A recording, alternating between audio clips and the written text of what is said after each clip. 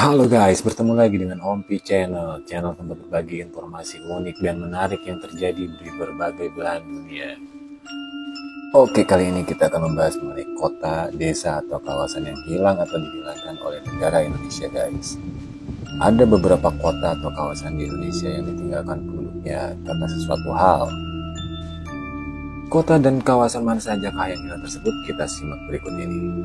Namun sebelumnya, bagi yang belum subscribe, boleh klik tombol subscribe-nya agar channel ini semakin berkembang dan terus bisa memberikan informasi-informasi menarik lainnya. Yang pertama adalah Marina City. Belum banyak yang mengetahui tentang keberadaan sebuah kota mati yang tersembunyi di Batam, Kepulauan Riau yang bernama Marina City. Marina City kini ditinggalkan oleh penghuninya dan menjadi sebuah tempat yang sunyi dan sepi guys. Marina City terletak di Tanjung Riau, Sekupang, Batam. Sangat populer pada tahun 2000 sampai 2011. Kota ini pernah menjadi pusat perjudian terkenal di Indonesia sehingga disebut Las Vegasnya Indonesia guys. Karena lokasinya yang strategis dekat pelabuhan Waterfront Marina, pengunjung lokasi judi ini bukan hanya dari Indonesia tapi juga berasal dari Singapura dan Malaysia. Perjudian di sana terbilang difasilitasi dengan baik saat itu. Hal ini terlihat dari banyaknya bangunan-bangunan megah bergaya Eropa yang berdiri di sana guys. Selain menyediakan tempat judi, Marina City juga menyediakan fasilitas hotel, karaoke, bar, hingga restoran. Fasilitas ini juga dibuka 24 jam sehingga dapat dibayangkan betapa besarnya perputaran uang di Marina City kala itu guys. Bahkan konon katanya tukang ojek pun bisa membeli mobil guys. Namun seiring berjalannya waktu dan kepemimpinan Indonesia yang kemudian dipegang oleh Presiden Susilo Bambang Yudhoyono yang mencanangkan aturan mengilegalkan perjudian, hingga akhirnya perjudian di Marina City juga ikut dihentikan nih guys. Hingga kota ini jadi terbengkalai dan kini dipenuhi dengan semak belukar. Meski begitu, masih ada saja yang nekat menjadikan lokasi Marina sebagai tempat penginapan meski bentuknya tidak semewah bangunan lainnya. Sejumlah salon kecantikan di Marina City juga masih beroperasi, walau sebagian besar kota ini terlihat tidak terurus dan sepi guys. Berikutnya adalah kota mati Tommy Soeharto. Perum Karawang Baru atau biasa disebut kota mati Tommy Soeharto terletak di desa Karanganyar, Kecamatan Kelari. Perumahan ini ramai dibicarakan di media sosial karena termasuk dalam jajaran kota mati di Indonesia nih guys. Saat ini bangunan-bangunan terbengkalai di Perum Karawang Baru kerap didatangi untuk membuat konten horor guys. Perum Karawang Baru sebenarnya tidak benar-benar ditinggalkan penghuninya. Di sana masih ada beberapa orang yang tinggal meskipun hanya satu RW.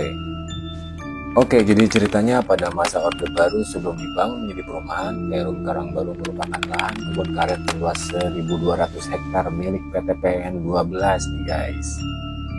Namun tak mengapa lahan perkebunan bisa dikuasai oleh 4 perusahaan milik keluarga Cendana atau lebih tepatnya Tommy Soeharto guys.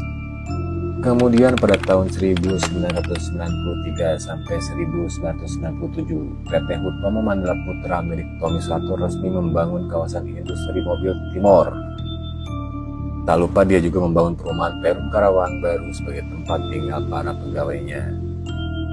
Sayangnya proyek ini terkena masalah pembayaran pajak pada tahun 1998, tepat saat Orde Baru tumbang guys. Lalu pada tahun 2015 hak guna usaha dan hak guna bangunan perumahan Perum Karawang Baru dicabut. Karena pencabutan itu penjarahan tak terhindarkan guys, sehingga penghuni dan penjaga keamanan di kawasan tersebut mulai meninggalkan Perum Karawang Baru. Oke, selanjutnya Kampung Mati Vietnam. Terletak di timur Jakarta, merupakan tempat pengungsian warga Vietnam pada zaman Perang Vietnam sekitar 40 tahun yang lalu guys. Kampung yang terletak di Jalan Diklat Depsos, Kecamatan Duku ini berisi bangunan tua yang tak berpenghuni. Pengungsi Vietnam datang sekitar tahun 1977, saat itu konflik antara Vietnam dengan Amerika sedang panas. Akhirnya pemerintah Indonesia menerima masyarakat Vietnam untuk mengungsi sementara di kampung ini.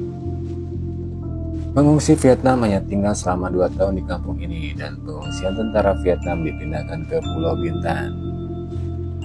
Di tahun 1981, kampung ini sempat dijadikan menjadi panti jompo hingga tahun 2002 terjadi bencana banjir yang mengharuskan penghuni panti jompo dievakuasi dan bangunan yang ada jadi terbengkalai begitu saja. Dusun Mati Tarik Kolot di Majalengka. Warga Majalengka mengenalnya sebagai Kampung Mati. Itulah julukan yang disematkan untuk blok Tarikolot Desa Sidamukti, Kecamatan Majalengka. Julukan ini melekat karena sejumlah rumah di kampung tersebut ditinggalkan oleh penghuninya akibat peristiwa bencana alam pergerakan tanah tahun 2006 lalu guys. Sebenarnya masih ada sekitar 8 kepala keluarga yang terlihat beraktivitas dan memilih bertahan untuk menggarap lahan pertanian dan perkebunan. Hanya saja rumah lama yang telah ditinggal oleh penghuninya kini ditumbuhi pepohonan rindang sehingga tampak seperti sebuah dusun mati yang ditinggal penduduk.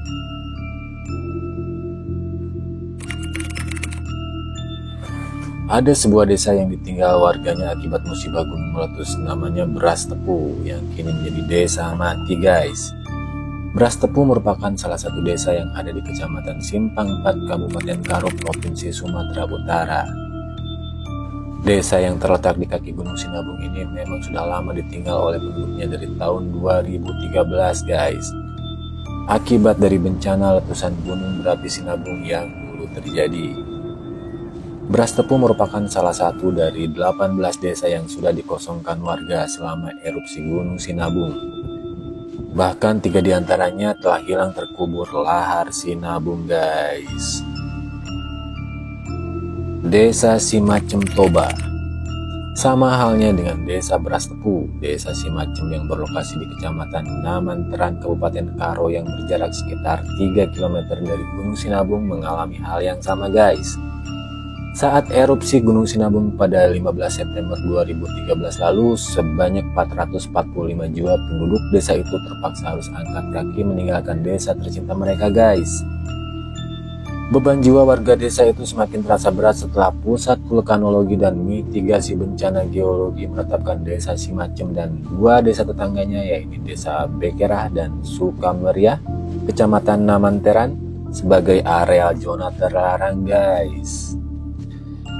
Karena itu dengan penetapan status tersebut maka desa Simacem harus ditinggalkan dan tidak boleh ditempati dalam waktu yang belum dapat ditentukan guys. Pondok Lembah Halimun. Pondok Lembah Halimun lokasinya berada di Lembah Halimun, Purbawanti, Sukabumi, Provinsi Jawa Barat. Pondok Lembah Halimun merupakan komplek perumahan mewah bergaya Eropa yang telah lama ditinggal pemiliknya dan terbengkalai tak terurus sekitar 20 tahun guys. Masyarakat banyak yang menyebut kawasan ini sebagai kota mati. Di suatu sudut pada perumahan mewah ini terdapat sebuah bangunan berbentuk tembok kastil dan masjid yang terbengkalai. Meskipun begitu ternyata masih ada satu keluarga asal Belanda yang tinggal di salah satu rumah di Lembah Halimun tersebut. Oke, berikutnya Desa Cimeong Kuningan. Desa Cimeong lokasinya berada di Kabupaten Kuningan, Provinsi Jawa Barat. Desa ini dikosongkan karena adanya pergeseran tanah yang cukup parah pada akhir tahun 2016 lalu guys. Pada tahun 2017 kembali terjadi pergeseran tanah dan disertai dengan tanah longsor. Karena terjadi bencana alam yang cukup parah, warga desa Cimeong pun direlokasikan. Para warga direlokasikan ke Dusun Mekarsari, Desa Cilayu. Karena hal itu, Desa Cimeong yang berada di daerah perbukitan ini kini menjadi desa mati guys. Demikian ulasan kita pada video kali ini. Semoga bermanfaat.